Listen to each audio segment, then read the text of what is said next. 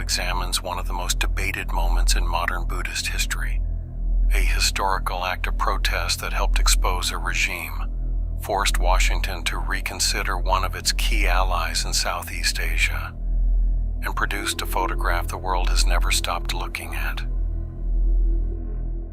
The point is not the act.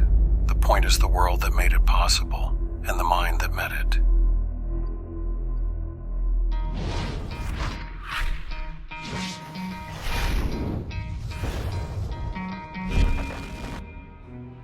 There's a photograph that has followed me since I was a teenager. A man sitting cross-legged in the middle of a busy Saigon street, completely still, on fire. I stared at it for a long time, and then I turned the page, because I didn't know what to do with what I was looking at. Most people who've encountered that photograph have had some version of that experience. You've seen it, you recognize it, you know it means something. But the full story, who that man was, what 66 years of Buddhist practice had built inside him, what he had trained his mind to do in the middle of those flames, most people don't know that part. That photograph helped turn global opinion against a regime, shook Washington's confidence in one of its key allies, and became one of the defining images of the 20th century. Rage Against the Machine put it on the cover of their self-titled debut album. JFK saw it over breakfast one morning, interrupted a phone call with his brother, and said 2 words: Jesus Christ. But what that photograph never showed me, what it doesn't show you, is what was happening around that man. The crowd collapsed. Monks wept. Passers-by fell to their knees. Police officers with explicit orders to control the crowd prostrated themselves before the monk seated in the road, and he didn't move. Not once. Not a flinch. Not a sound. His name was Thich Quang Duc, and most people have never heard it. This video is not about the fire.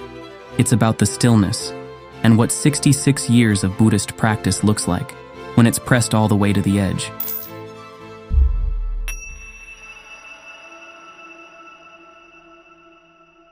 In 1963, South Vietnam had a constitution, US backing, and the appearance of a functioning state. It also had a problem. Its president, Ngo Dinh Diem, was a devout Catholic, and the country he ruled was predominantly Buddhist by most accounts. The exact figures historians debate.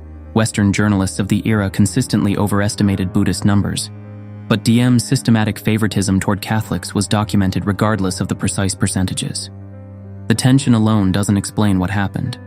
What Diem chose to do with that tension does. Government jobs, steered toward Catholics. Military promotions, steered toward Catholics. Land allocation, financial aid, weapons distribution to village militias, all of it flowing along religious lines. Buddhism, the country's largest religious tradition, had been quietly demoted to a second-class faith in its own homeland. This had roots in French colonialism. The French had imposed what they called private status on Buddhism. Any public Buddhist activity required official government approval. Catholics needed no such permission. Diem inherited this law and chose not to repeal it. In 1959, he went further, formally dedicating the entire country of South Vietnam to the Virgin Mary. The Buddhist community had 5 specific demands, documented, clear. The right to fly their own flag, equal treatment with Catholics, an end to arbitrary arrests, compensation for victims in Hue, and accountability for those responsible, and freedom to practice without government harassment. Diem ignored all 5. Then came May 1963, Vesak, the Buddha's birthday. Buddhists prepared to celebrate. The government banned the Buddhist flag. On the Buddha's birthday, while the papal flag had been flying freely across the city days earlier for the Archbishop of Hue's Catholic anniversary celebration. 3,000 people defied the ban. They marched to the Perfume River in Hue, carrying Buddhist flags, peaceful. Security forces opened fire. Explosions tore through the crowd. Armored vehicles pushed forward. 9 people died, including children. Diem's response? He blamed the Viet Cong. Madame Nhu, Diem's sister-in-law, effectively South Vietnam's first lady, since Diem himself was a bachelor, dismissed the monks publicly as communist tools. The protests grew larger, more frequent, more desperate. One question the history books rarely ask: why a monk? When a government turns against its people and every legal channel closes, why does the religious figure become the point of resistance? Why not a general, a politician, a lawyer? Think of Ashoka, the warrior king who turned toward Buddhism after the carnage of his own conquests and spent the rest of his life protecting the people and the faith he had found. Buddhism calls that kind of ruler the Dharmaraja, the leader who draws authority from protecting the people and the Dharma, not exploiting them. Diem was the precise opposite of everything Ashoka represents. Which is why a monk has no office to win, no wealth to protect, no dynasty to build. When a monk steps into public resistance, the act carries a different moral weight than anything a politician could do, because a politician always has something at stake. A monk, by definition, has already let go of all of it. In Buddhist societies, the Sangha, the monastic community, has historically served as the conscience of the people. Monks act from outside the system of rewards that makes every politician's voice suspect. One 66-year-old monk sat quietly in his pagoda, watching everything unfold. He had already made his decision. What the world didn't yet know was how long he had been preparing to make it.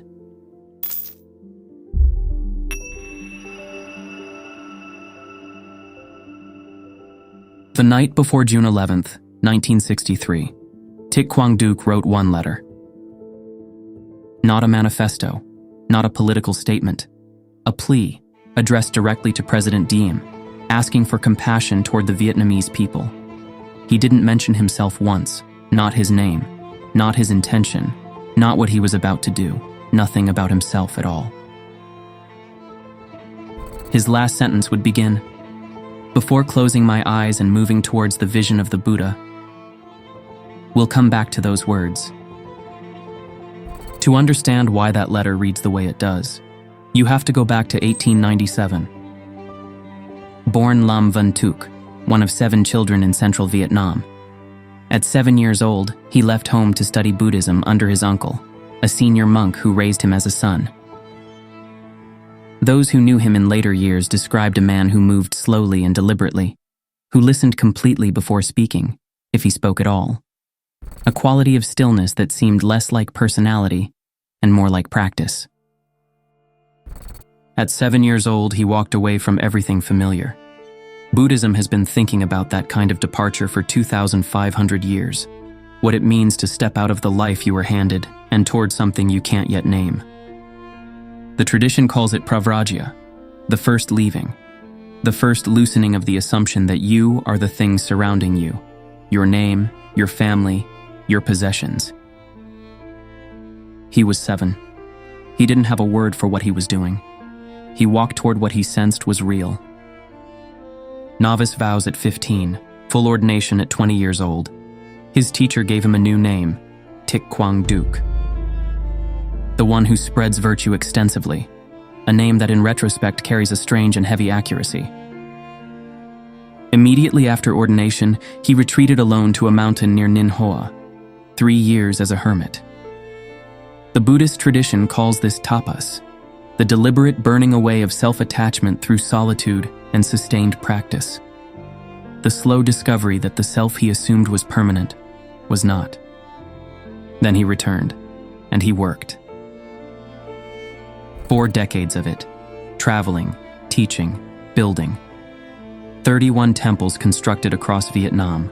Dana, radical generosity, the Bodhisattva path made material, built for every community that would come after him. Every decade of his life ran on the same practice. Pure Land Buddhism, the daily recitation of Nam Mô A Di Đà Phật, homage to Amitabha Buddha. Pure Land tradition centers on Amitabha's vow that beings who call his name with sincere faith can be received into his Pure Land rather than meet death alone and scattered.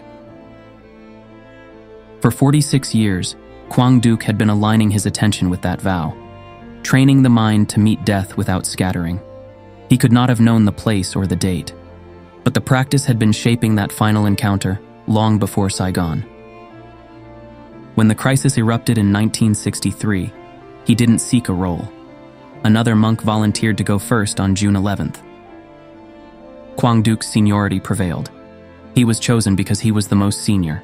He accepted because he was the most prepared. Go back to that letter. A man writing the last words of his life asks nothing for himself. No mention of fear. No mention of how he hopes to be remembered. Asks only that the president take a mind of compassion toward the people of the nation. Notice what he doesn't ask for. He doesn't ask for Diem's removal. He doesn't ask for revenge. He asks for equality, solidarity, and compassion. One of the Dhammapada's most famous verses, from its opening chapter, says, "Hatred is never ended by hatred. By non-hatred alone is hatred ended." That letter is what a lifetime of Buddhist practice looks like, pressed all the way to the edge.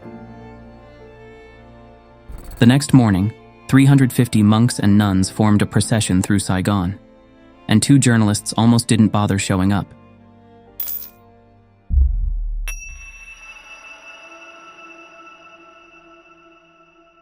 On the evening of June 10th, U.S. correspondents in Saigon received a tip.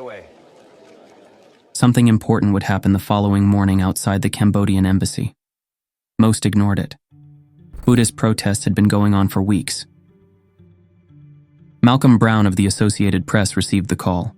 He understood immediately that this was different. The monks, he said, had made clear something significant was coming. He believed them. He brought his camera, a cheap Japanese model he'd bought locally.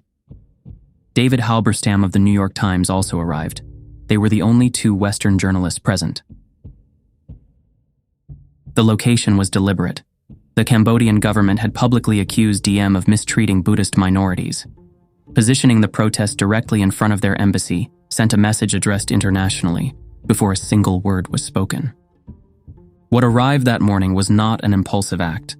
350 monks and nuns marching in disciplined columns, bilingual banners in Vietnamese and English, months of organization visible in every detail. A sedan moved slowly through Saigon traffic and stopped at the intersection of Phan Dinh Phung Boulevard and Le Van Zuiet Street, a few blocks from the presidential palace. At 9:17 a.m., Thich Quang Duc stepped out. A fellow monk placed a cushion on the road.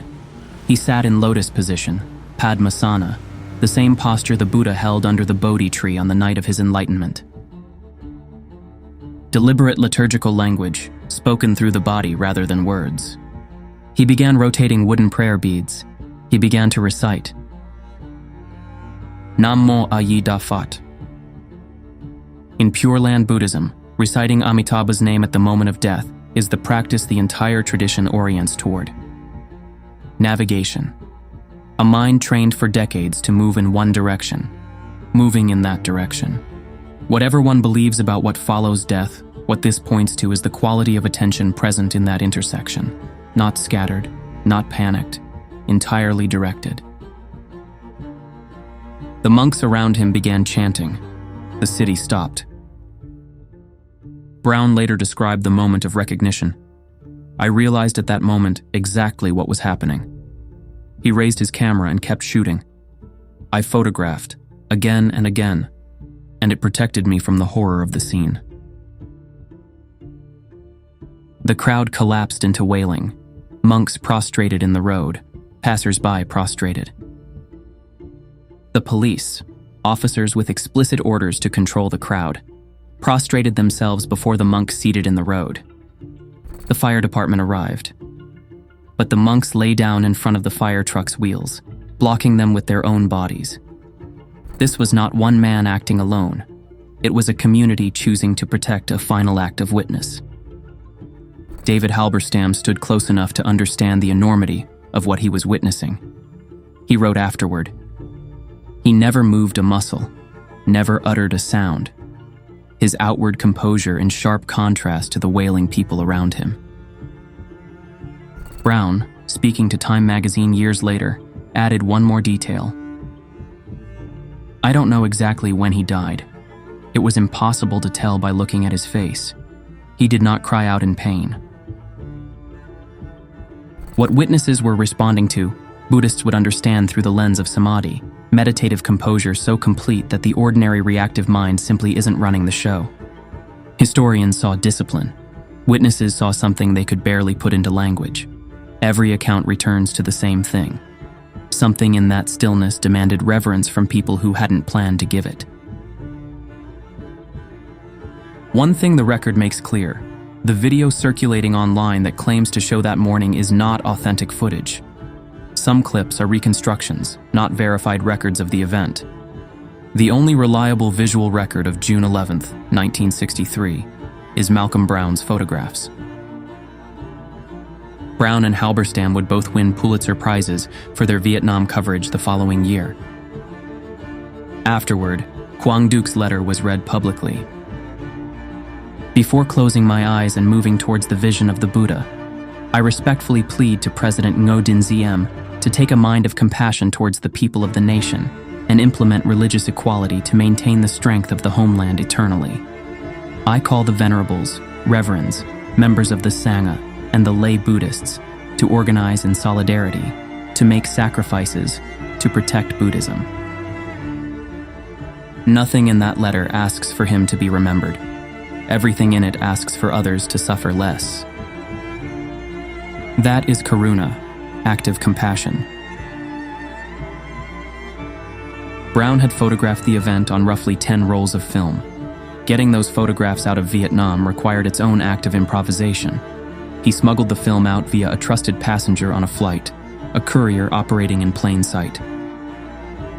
By the following morning, Quang Duc's stillness was on the front pages of newspapers across the world.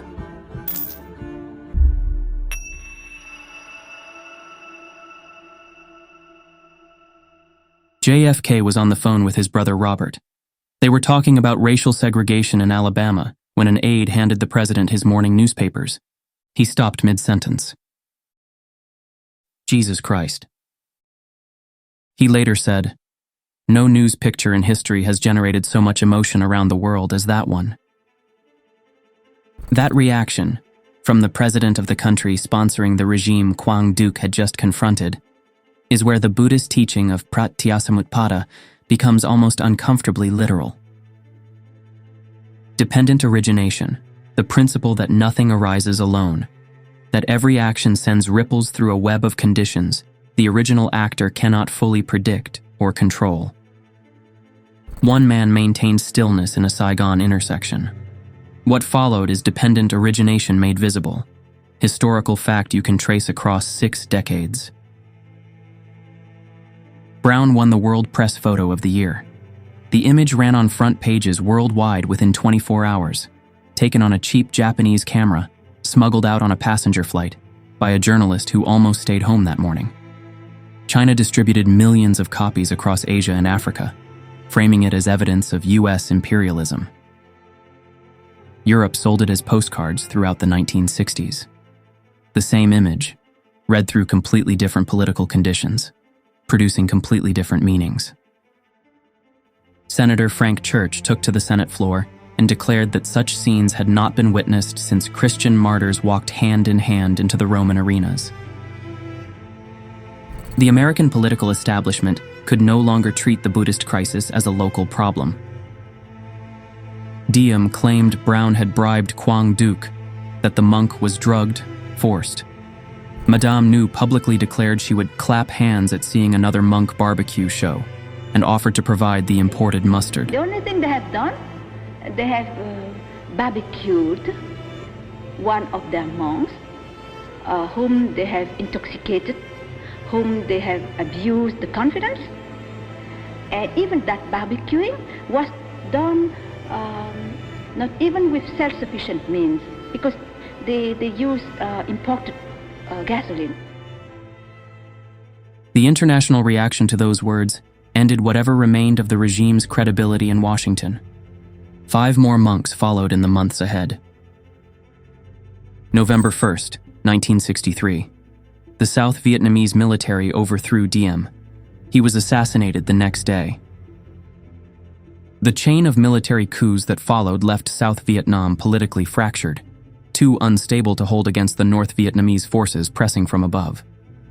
Less than 2 years after that Saigon intersection, the first U.S. combat troops landed at Da Nang. The war was already underway, but this marked a new phase: direct American escalation on a scale that would define a generation. One of Kennedy's own advisors later treated the Buddhist crisis as part of the chain of events that pulled the United States deeper into Vietnam. Whether Quang Duc intended any of that is impossible to say. He asked only for compassion and religious equality. The web did the rest. Some images escaped their moment. This one was only beginning. 6 years after Saigon, Czech student Jan Palach made a similar form of protest in Prague against the Soviet invasion of Czechoslovakia. Whether viewers knew the full history or not, the visual echo was impossible to miss. A Buddhist monk in Vietnam, a student in Czechoslovakia. The photograph had crossed every border the Cold War tried to draw. Then in 1992, a band from Los Angeles put Brown's photograph on the cover of their self-titled debut album, Rage Against the Machine. The same record that gave the world Killing in the Name. It dropped the same year as the LA riots, a city on fire over racial injustice and police brutality. The band didn't explain the choice. They didn't need to. A generation that had never heard of Thich Quang Duc understood exactly what that image meant.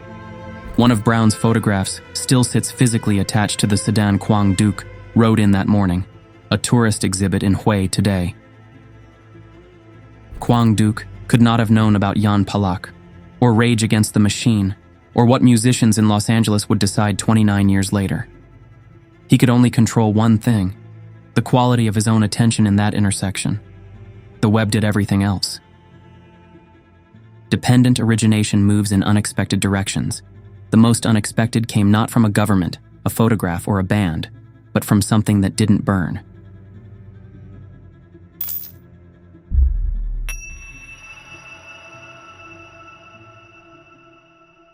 When his body was cremated a second time at the funeral on June 19th, something didn't burn. His heart remained intact. For many Vietnamese Buddhists, what happened next was not a footnote. It became part of how the event entered sacred memory. Monks placed his heart in a glass chalice at Sa Loi Pagoda in Saigon, where it was preserved for decades. In 2025, the relic was brought to Vietnam National Pagoda in Ho Chi Minh City for public veneration and permanent enshrinement.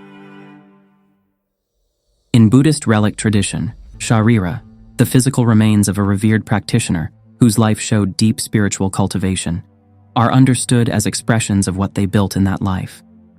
An intact heart carries a specific association in certain traditions with karuna, compassion, the quality considered the deepest orientation of the practitioner's mind stream. For believers, the relic doesn't prove something that wasn't already there. It expresses something always visible in the life. What this meant depended entirely on who was looking. For many Vietnamese Buddhists, it confirmed what the photograph had already suggested. This had moved beyond political history and into sacred memory. For others, it remained a historical curiosity. History records both responses. The historical record adds one specific parallel. A monk in Harbin, China in 1948, had performed the same act of witness in protest against Mao's suppression of Buddhism. His heart also remained intact. Vietnamese Buddhist tradition recognized the pattern. Vietnamese Buddhists formally designated him Bo Tat Thich Quang Duc, Bodhisattva. One of the most revered titles the tradition can give. The Bodhisattva vow holds that the practitioner delays their own final liberation until every sentient being has been freed from suffering. His last letter, asking for compassion toward others, mentioning himself nowhere, is that vow made visible in the final moments of a life. Diem's forces raided Saloy Pagoda on August 21st, intending to seize the remains. 2 monks escaped over the back fence carrying the urn, and found shelter at the U.S. operations mission next door. Even after death, the relic required protection from the government responsible for all of this. In 1975, a street near his final temple was renamed Quang Duc Street. A monument now stands at the exact intersection where he sat. The place that tried to erase his protest could not erase his memory. Buddhist traditions often distinguish between ordinary death, marana, and death met with a trained, lucid mind. The unprepared mind meets that moment with panic, confusion, disorientation, swept by the transition rather than navigating it. What certain traditions describe as its opposite is a mind-oriented, clear, moving consciously rather than being moved.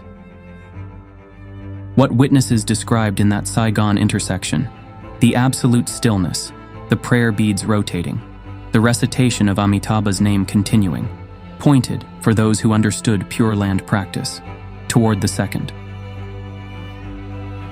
A quality of mind to be understood, the product of a lifetime of Buddhist practice, visible in 10 minutes of perfect stillness.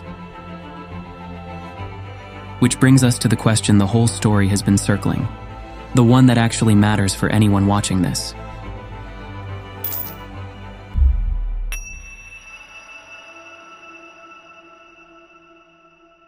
Buddhism doesn't offer a clean verdict on what Thich Quang Duc did. The scholars disagree. The traditions read it differently. Some Vietnamese Buddhist leaders at the time privately questioned it. The ambiguity is real, and sitting with that ambiguity rather than resolving it too quickly is probably the most Buddhist response available. Look, Mahayana tradition contains genuine ancient literature on self-offering for the benefit of others. This wasn't improvised. There are texts that speak directly to it. But those texts carry different meanings across different traditions, and Buddhist scholars and practitioners still debate how those texts should be understood. Thich Nhat Hanh was teaching in Vietnam when this crisis unfolded. The Buddhism he later called engaged Buddhism grew directly from this wound, the realization that meditation and political conscience cannot be separated when people are suffering. The Sangha as conscience of society, not withdrawal from it. Buddhist practice lived in the world. That thread runs directly from June 11, 1963 forward, and it remains one of the defining ideas in how Buddhism is practiced today. What every account returns to, regardless of religion, politics, or relationship to Buddhism, was the stillness. A man in circumstances of absolute extremity, producing not panic, not rage, not despair. Composure, oriented entirely outward. The Buddhist tradition teaches that how a person meets death reveals the quality of how they lived. The mind at that moment is the mind shaped by every choice, every practice, every moment of sustained attention across an entire lifetime. What the world saw in that Saigon intersection was the visible shape of 66 years of cultivation. A freedom from fear so complete that even the most primal self-protective instinct had no grip. That quality is what Buddhist practice actually works toward. Slowly, ordinarily, in moments that don't make anyone's front page. Quang Duc wrote his letter the night before and mentioned himself nowhere in it. His practice, over a lifetime, had loosened the grip of self-concern until it simply wasn't there. That loosening, in smaller measures, through ordinary Buddhist practice, in the texture of daily life, is what the tradition actually offers. It doesn't require a Saigon intersection. It requires attention, consistently applied, over time. Quang Duc's version ended with a letter asking for compassion toward the man responsible for all of this. Yours doesn't have to look like that, but it's pointing in the same direction. Hatred is never ended by hatred. By non-hatred alone is hatred ended. A man who had every reason to act from hatred wrote a letter asking for compassion. A man who had every reason to panic sat in lotus position and recited the name of the Buddha. A man who had every reason to protect himself protected everyone else instead. That is what a lifetime of Buddhist practice built. You don't have to agree with what he did to be changed by how he did it. A 66-year-old monk sat down in the middle of a burning world, said the name of the Buddha, and didn't move. More than 60 years later, we're still watching. And maybe that's the teaching. Not the fire, the stillness inside it. There's a question worth sitting with after this. Not about what Quang Duc did, about what he spent a lifetime building, the mind that could meet that morning without scattering. What are you building right now with your attention? Leave that in the comments. I'd genuinely like to know where this story lands for you. 2 videos that go deeper on the ideas this story rests on: our Bodhisattva episode and Death in Buddhism Part 1. Both in the description. Subscribe if you haven't. Namo Ayida Fat.